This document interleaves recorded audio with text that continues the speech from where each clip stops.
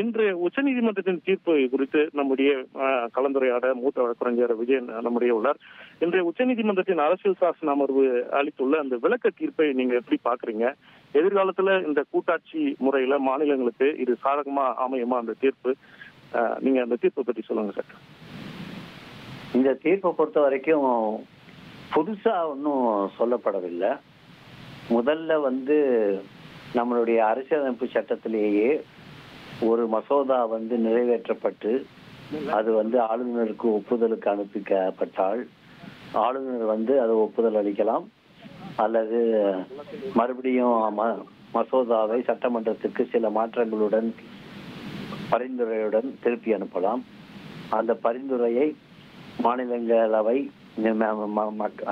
சட்டமன்றம் ஏற்றுக்கொள்ளாமல் இரண்டாவது முறையாக திருப்பி அனுப்பினால் ஆளுநர் அதற்கு ஒப்புதல் அளிப்பதை தவிர அவருக்கு வேறு சாத்தியம் அல்லது வழி இல்லை.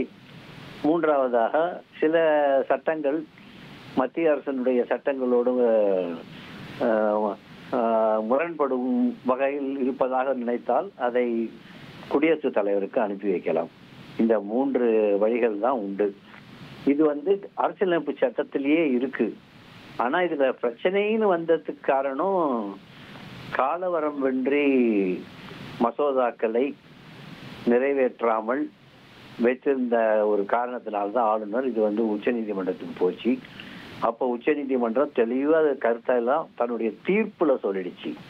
அதாவது ஒரு காலவரை உண்டு, இந்த காலத்துக்குள்ள பண்ணணும், ரொம்ப நாள் வச்சிருக்க முடியாது அப்படின்னு சொல்லிட்டு மறுபடியும் இந்த மாதிரி ஒரு தீர்ப்பு கான்ஸ்டிடியூஷன் அடிப்படையில சொல்லிட்ட பிறகு அதை ஃபாலோ பண்றது தான் முக்கியம்.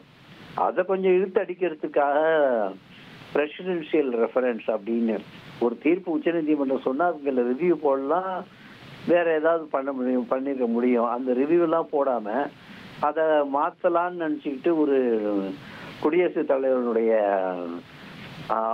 ஆலோசனை சொல்லும் போது அட்வைசரி ஒப்பீனியன் கேட்டு ஒரு 14 கேள்விகளை அனுப்புறாங்க. என்னை பொறுத்த வரைக்கும் அது ஒரு தேவையற்ற அரசியல் அமைப்பு சட்ட முறைகேடுன்னு தான் நான் சொல்லுவேன். ஏன்னாக்கா இது அவசியமே இல்லை, ஏன்னா தீர்ப்பு வந்தாச்சு. இப்ப அந்த தீர்ப்பு அது திரும்பி வந்த உடனே உச்ச நீதிமன்றம் தான் இதுக்கு முன்னாடி சொன்னதுல எதுவும் பெருசாலாம் மாற்றம்லாம் செய்யல. அதனால இந்த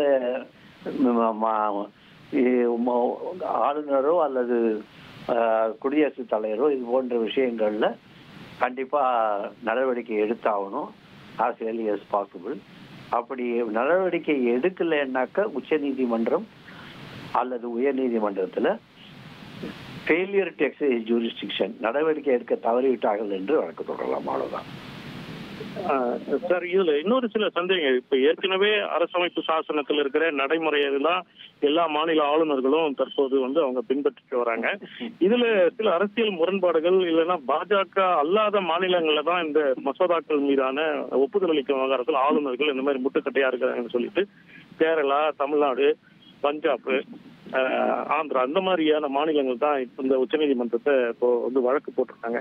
இந்த முரண்பாடுகள் எதிர்காலத்துல களையப்படுமா? அவ்வாறு தொடர்ந்து இந்த மாதிரி முட்டுக்கட்டையாவே இருந்தா ஏதாவது ஒரு காரணம் சொல்லி மத்திய அரசோட முரண்பட்டு இருக்குது. இப்போ உதாரணத்துக்கு வேந்தர்கள், துணைவேந்தர்கள் நியமன வழக்குல கூட நீங்க அந்த யுஜிசி விதிகளை முரண்பாடோட இருக்குதுன்னு சொல்லி சில மசோதாக்கள் அப்படியே நிலுவையிலே இருக்கு. இந்த முரண்பாடுகள் இந்த அரசியல் சாசன அமர்வு அளித்துள்ள தீர்ப்பு எந்த அளவுக்கு அந்த முரண்பாடுகளை களையணும்னு நீங்க நினைக்கிறீங்க? இந்த முரண்பாடுகள் இந்த அரசியலமைப்பு சட்ட தீர்ப்பு வரத்துக்கு முன்னாடியே களையப்பட்டு விட்டது. அதனால இதுல அரசியலமைப்பு சட்டத்துல இப்ப கொடுத்த தீர்ப்புங்கிறது ஒரு அட்வைசரி ஒப்பீனியன்ல கொடுத்த தீர்ப்பு தான். அதுல அடிஷனலா ஒன்னும் மாறிய தீர்ப்பு ஒன்னும் வழங்கல. ஒரிஜினலா தமிழ்நாட்டில இருந்து போன வழக்குல வழங்குற தீர்ப்புக்கு இந்த மாதிரி சில அரசியல் காரணங்களுக்காக சில இடங்கள்ல பண்றாங்க, சில இடங்கள் பண்ணலன்னா அரசியல் ரீதியா பிஜேபி அல்லாத அரசா மாநிலமா அப்படிங்கிற ஒரு விஷயத்துல நீதிமன்றம் நார்மலா தலையிட மாட்டாங்க. அரசியல் சார்புடைய கேள்விகளுக்கு பதிலளிக்க மாட்டாங்க. ஆனா கான்ஸ்டிடியூஷன்ங்கிறது எந்த கட்சிங்கிறத முக்கியம் இல்லை, எல்லாருக்குமே பொதுவானது. அதுபடிதான் நடக்கும். எதிர்காலத்துல இதனால இந்த முரண்பாடுகள் கம்மி ஆகலாம். ஆனா இருந்தாலும் ஒரு சில போக்கு எப்படி இருக்கு அப்படின்னாக்கா, மத்திய அரசு இன்னைக்கு இருக்கிற மத்திய அரசு தாங்க எது வேணாலும் செய்யலாம், தனக்கு கீழே இருக்கிற அதிகாரிகளை வச்சுக்கிட்டு நினைக்கிறாங்க. அதுக்கு பெஸ்ட் உதாரணமே இந்த எலெக்ஷன் கமிஷன் தான். இருந்தாலும் இதெல்லாம் ஒரு நாளைக்கு கேள்வி கேட்கப்பட்டே இருப்பார்கள். அது ஒரு நாளைக்கு தான் புரட்சியா வெடிச்சாதான் இதெல்லாம் மாறும். 1,24,00,000 மனங்களை வென்ற தந்தி டிவி யூடியூப் சேனல். தவிர்க்க முடியாத தம்ப்நெயில்ஸ், கலக்கலான கான்டென்ட்ஸ். நீங்களும் இந்த குடும்பத்தில் இணைய இப்பவே சப்ஸ்கிரைப் பண்ணுங்க. அசுரபலம் கொண்ட எங்கள் டிஜிட்டல் கரங்களில் உங்கள் விளம்பரங்களை சேர்க்க வாட்ஸ்அப் பண்ணுங்க. 8939888378. Email advttanditv@dttv.in.